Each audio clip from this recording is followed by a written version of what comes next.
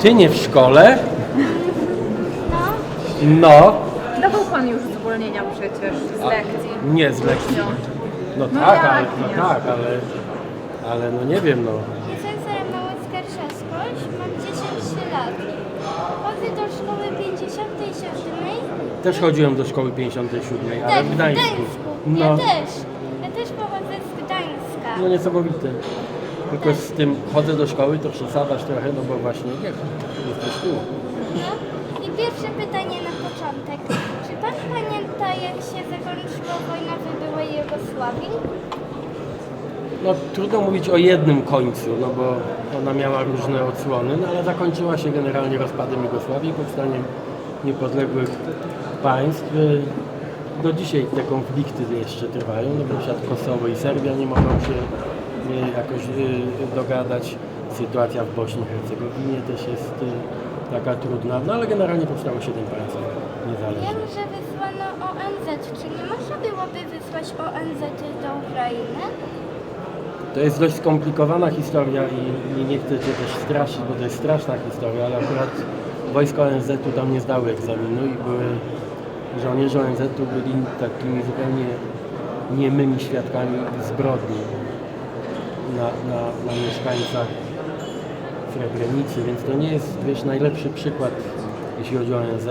A NATO? Tam prawdziwe wojska, czyli natowskie wojska, bombardując, co też nie jest fajne, bombardując Belgrad, wymusiły zakończenie wojny. Także z ONZ-em nie jest taka łatwa sprawa.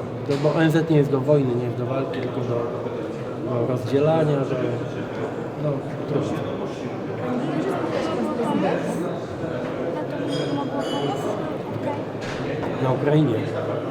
No, bardzo pomaga. Na razie, jak wiadomo, NATO nie chce się zaangażować bezpośrednio, żeby nie chce wysłać wojsk, bo no, wszyscy na świecie trochę się boją, że mogłoby dojść do wybuchu wojny atomowej. Że wtedy wszyscy bylibyśmy w bardzo dramatycznej, bardzo tragicznej sytuacji. Więc ja się nie dziwię, że zastanawiają się wszyscy, czy można pójść na bezpośrednią wojnę z Rosją, czy to nie jest za duże ryzyko. Ale na tyle, na ile to jest możliwe dzisiaj, to NATO pomaga. Bez pomocy NATO Ukraina nie dałaby rady tak długo się bronić.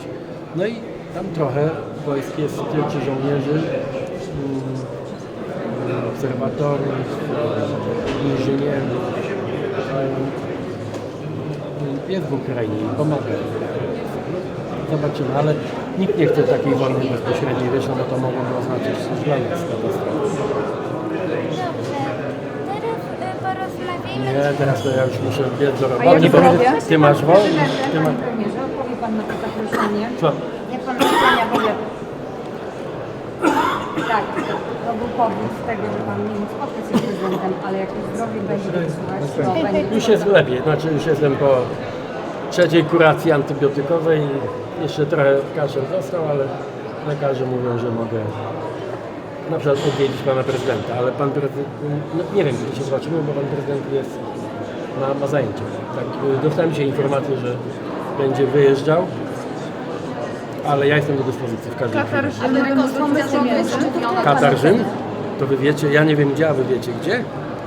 A pomysł No to w tych Katarze się nie spotkamy. A pomysł tych szczytów Unia, Ukraina, Unia, Stany Zjednoczone, to są prezydencja, jak pan ocenia w ogóle to pismo? Ja bardzo doceniam kreatywność pana prezydenta i pomysłowość. Oczywiście każdy ma prawo, a szczególnie prezydent, wyrażać opinię na temat polityki zagranicznej, ale to rząd prowadzi politykę zagraniczną.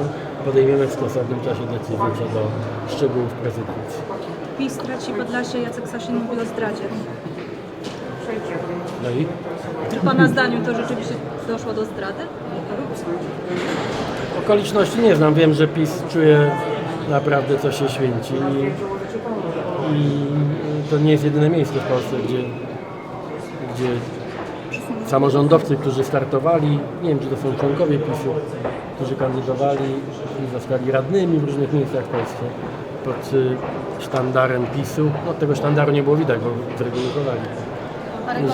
Że przechodzą do demokratycznej większości, to nigdy nie jest estetyczne, tak? Znaczy to pewnie za ładnie tam nie wygląda, ale to jest problem PiS-u, nie nasz. Mają problem wszędzie tak naprawdę. A Czy czy kolegium jak premier, zajmując jak się, prezydent będzie chciał jechać na szczyt? Jak prezydent będzie chciał jechać na szczyt, na przykład w trakcie prezydencji, mam na myśli też ustawę konwencjonalną, która została wprowadzona po wakacjach. Prezydent jest wolnym człowiekiem. Ale co pan zrobi? Nie myślę o tym. Czy kolegium, które zajmuje się wpływami rosyjskimi, będzie badało sprawę Antoniego Macierewicza albo innych posłów, albo podsłuchów w sobie? Kolegium nie jest ciałem śledczym. Kolegium to jest wymiana informacji. No tak, ale, Służb, czy te sprawy są podejmowane lub będą? Czy te Oczywiście wpływy to rosyjskie był- sięgały posłów? To czy... oczywiście był jeden z kluczowych tematów. Nie mamy żadnych wątpliwości, że wiele zachowań poprzedniej administracji, nazwiska przed chwilą usłyszeliśmy, były co najmniej dwuznaczne, ale ja nie jestem od tego, żeby tutaj ferować wyroki.